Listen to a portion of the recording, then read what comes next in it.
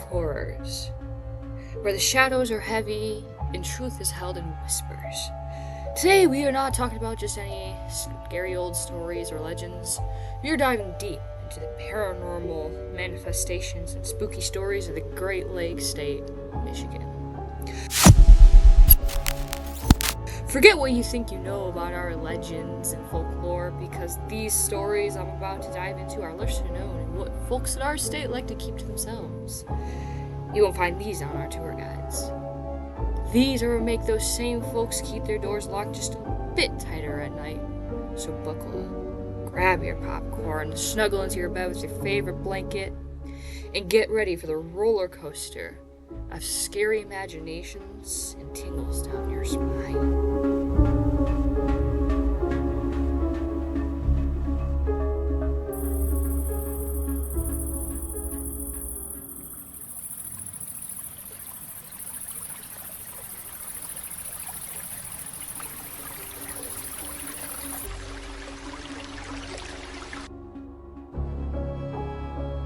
The first folklore story I'd like to introduce you to today is Hell's Bridge, a bridge located in Algoma Township near Rockford, Michigan. It is a footbridge that sits about 18 inches off of Cedar Creek and is made of steel. Now, what is interesting about this footbridge is not the bridge itself, but the folklore and the legends that surround it. The legend goes that there is this priest named Elias Frisk who was demonically possessed or mentally ill, depending on who you ask, who lured children out to this bridge, supposedly, to make sure they never returned. When the town found this out, they hung him, and it is said that when he dropped, his soul was so heavy with sin that it physically descended into the water and turned it pitch black. Today, that pitch black water can still be seen at night. When you go over to that bridge and you lean over the edge, look down the water, it is said that it looks pitch black just like it did on that fateful day. It is also said that screams of children can manifest, and you may be whispered to or touched. Now, I don't know about you, but if I were to have somebody whisper in my ear while nobody else was around, or hear screams in the middle of the night that sounded like kids, I would not want to stay another second in those woods, and I would book it out of there.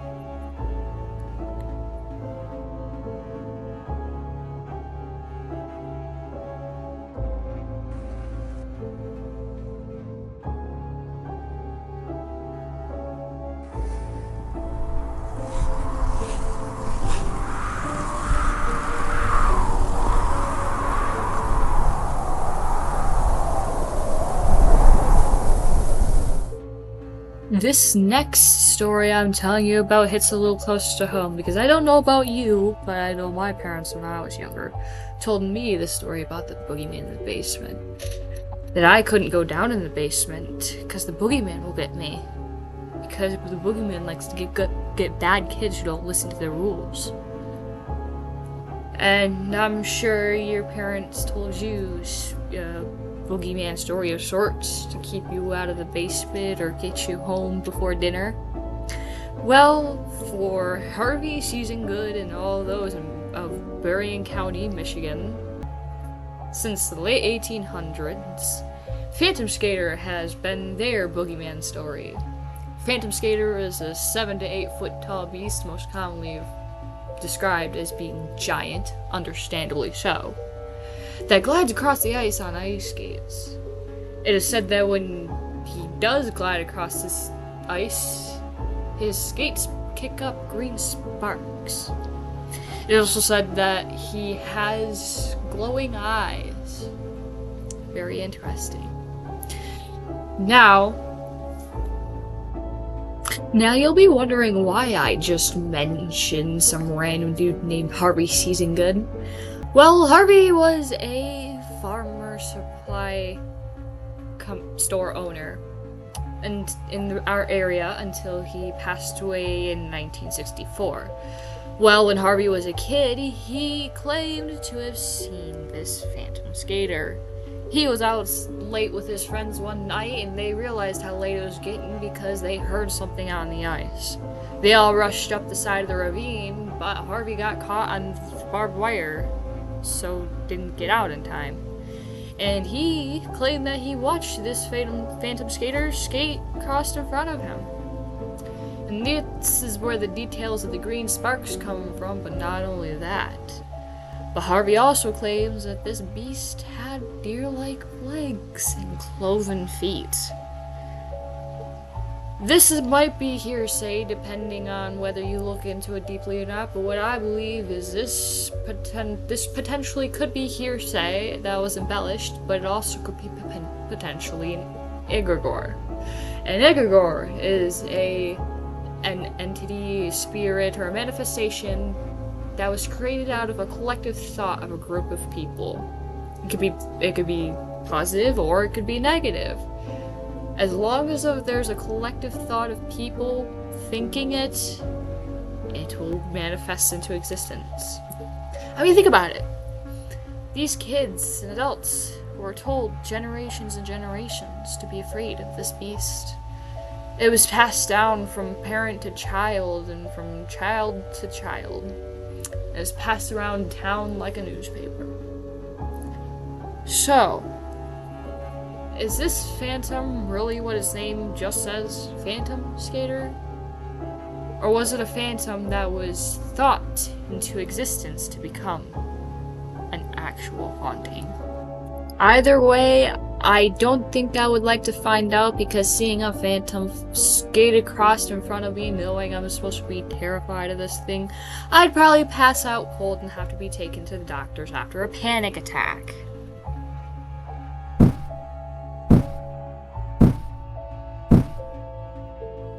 Now, imagine a man so scary that an entire town was terrified of him. Well, back in the early 1900s, there was a town called Scio, Michigan. It is now defunct, aka fancy word for ghost town. The only remains of this town can be foundations of the former houses or even the old Scio cemetery, where Warlock Willie is buried. Now, where he is buried, he has no headstone, but rather is in an unmarked grave set between two thorn bushes. It is rumored that the town buried him between these two thorn bushes to keep his evil energy from escaping, though it doesn't do much of a good job. It does keep his soul from escaping, but it is said if you were to lay in his grave, as many teenagers would dare each other to do, it feels as though he is pushing you off his grave personally, like he doesn't want you there, as if he's trying to push his way out. I personally believe that he was laid to rest there and then the bushes were put in after, rather than them being put there to keep him in. But then again, I don't know, I wasn't there in the early 1900s. The whole reason why it was abandoned anyways was because of a tornado that ripped through half the town and killed people, and then disease right after that, as early classic 1900s towns tend to be deserted for anyway.